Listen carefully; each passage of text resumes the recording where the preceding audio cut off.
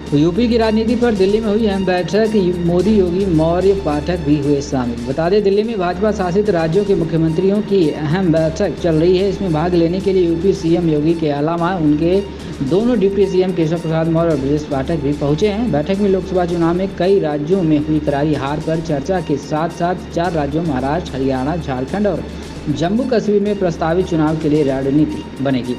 सबसे अधिक चर्चा यूपी को लेकर हो रही है। दरअसल लोकसभा चुनाव परिणाम आने के बाद से यूपी को लेकर सुगबुगाहट तेज हो गई है। 2019 के चुनाव में पार्टी 62 सीटें जीती थी, लेकिन 2024 में भाजपा महज 33 सीटों पर सिमट गई। इसका सबसे बड़ा कारण संगठन और सरकार में तालमेल का ना होना और कार्यकर्ताओं की उपेक्षा को माना गया है। जैसे ही परिणाम आए, सीएम योगी की घेराबंदी शुरू हो गई। आमतौर पर खराब परिणाम आने के बाद संगठन और सरकार के नेताओं की इसकी जिम्मेदारी लेनी पड़ती है, लेकिन इससे दोनों कतराते नजर आए। पार्टी अध्यक्ष जेपी नड्डा लखनऊ पहुंचे और वहां बैठक हुई।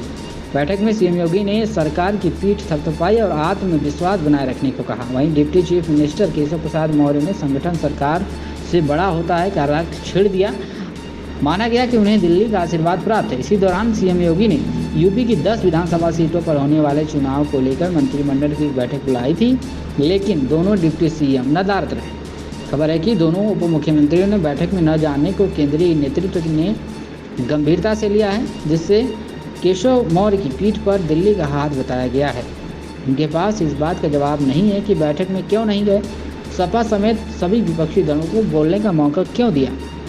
सपा प्रमुख अखिलेश यादव ने तो 100 लाओ और सीएम बनाओ का मानसून ऑफर भी दे दिया। योगी को हटाना केंद्रीय नेतृत्व के लिए इतना आसान नहीं है। यह बात किसी से छिपी नहीं है कि केंद्रीय गृह मंत्री अमित शाह और सीएम योगी में 36 का आंकड़ा है। केशव मौर्य को भी दिल्ली से ही ऑक्सीजन मिलता है, लेकिन योगी के सामने मौर्य कहीं नहीं टिकते। मौर्य पिछड़े वर्ग से हैं, यही एक बात उनके फेवर में है, लेकिन योगी कैबिनेट हैं, हैवी वेट हैं और उनकी अपनी ज़मीन भी है जो मौर्य के पास नहीं है। मौर्य पिछला विधानसभा चुनाव सिराथू से हार गए थे, तब योगी उन्हें डिप्टी बनाने को तैयार नहीं थे। वहीं मौर्य अब उनके लिए सिरदर्द बन गए हैं। माना जाता है कि योगी को आरएसएस का आशीर्वाद भी है, लेकिन संगठन और सरकार की लड़ाई में संघ सामने नहीं आना चाहता।